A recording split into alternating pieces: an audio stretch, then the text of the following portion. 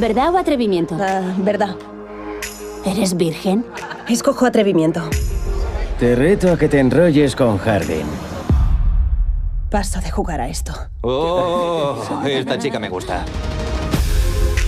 Una pregunta muy seria. ¿Quién es Hardin Scott?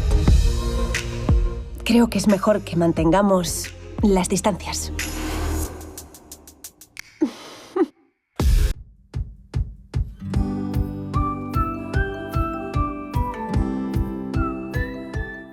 I'm just excited. I'm so excited for the readers to finally see the movie. They seem to be really embracing it already, and they haven't even seen it yet. So I'm just excited for them to finally have their payoff for the last, 5-6 years of dedication.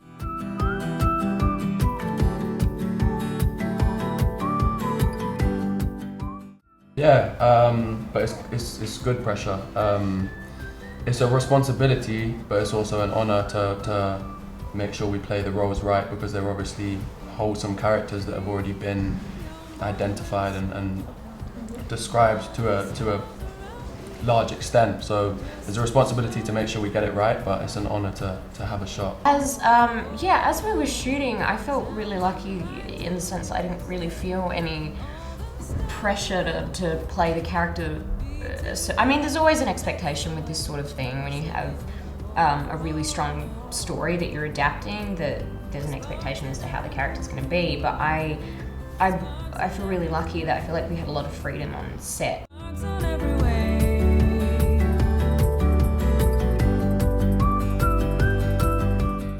There's a lot of stuff left out technically, but it's mostly just timing. I'm really happy with the things that we did include, and some of the things, the book is so long, like it's longer than your typical book as well, so it makes it even more challenging. But it's not really anything that I had to have in there that wasn't. I would probably add a few curse words if I had the choice, but beside that, I pretty much every main thing that the fans I know they love so much, we kept. And I think it's a lot closer than people are going to think, even though there's things missing. But if everyone goes to see the movie, we can make up for them in the sequels. So I'm fine with the way it went, and I was so involved that if there would have been something really, really important, it made it into the film.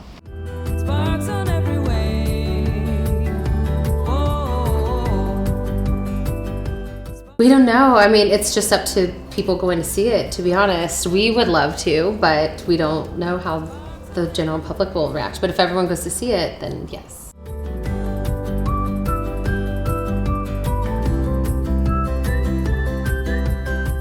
I don't really feel like there's anything we actively did to create chemistry. It was obviously really helpful that we got to know each other a little bit before we started shooting, because we were very lucky to have a 1-week rehearsal period, which you don't always get. I think the week's rehearsal period was really helpful, because we had nothing to do but rehearse, and the odd costume fitting and stuff, and to hang out in the hotel the whole time together with Anna and everyone there as well.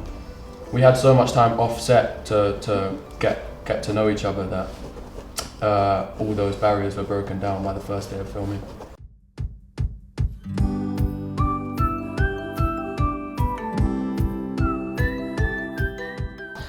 Everyone can take what they feel from it. My job is really to write it and put it out in the world, but I feel like they're able to feel that if they want. But I feel like there's a big difference in talking about problems and people making mistakes than being toxic. I feel like their relationship at times is clearly toxic. They say it themselves in the book. It's literally in the book where they're very aware of this. But humans, we have these kind of relationships all the time. Even if it's with friends or family, I think that it's too limiting to tell a writer or anyone in the creative world that they can only write happy, fluffy stories where no one makes mistakes. If that were the case, then most of my favorite stories would never be created. So for me, I feel them, good for them, they can have an opinion, but I can't let these kind of things limit my creativity, otherwise I would never be able to tell realistic stories.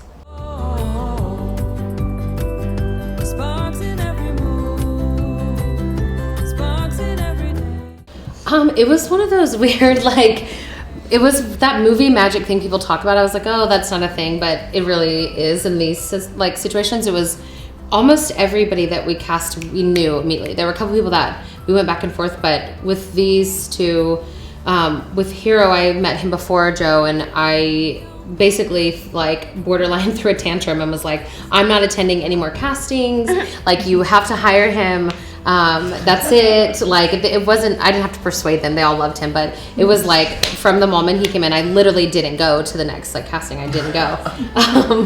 So I proved my point, but there's just something, there was just, I can't even explain it. Honestly, it was just like, and it wasn't even from the tapes or anything. It was just in person, where I don't know, it was just a thing that I felt, and I was like, that's it, no one else can be Hardin. And then for Josephine, she was auditioning for a role that's completely opposite of Tessa, and when we saw her face, it was just like, wait, what? And it wasn't even really her face. Like, she technically looks like the character, but there's just something about her, like, maturity level and... my neurotic vibe. Yes, it was the neurotic overthinking vibe that I was like, that's Tessa. It was just that, like, thing that you can't describe, but I just knew somehow, and I feel like I've been proven pretty right so far, so I'm pretty proud of myself for that.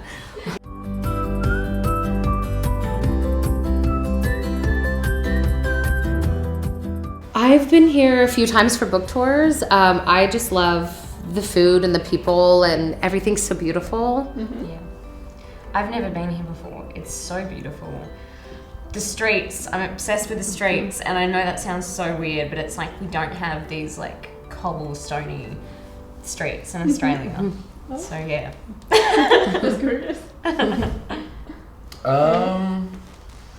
Probably say the weather. I feel like maybe I'm just really lucky, but every time I come to Spain, it's perfect. Not too hot, not too cold. The sun's always out. So.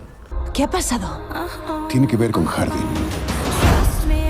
Está pasando algo, pero no es lo que piensas.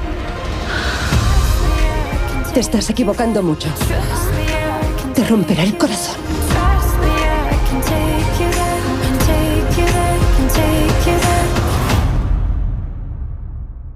¿Qué estabas soñando?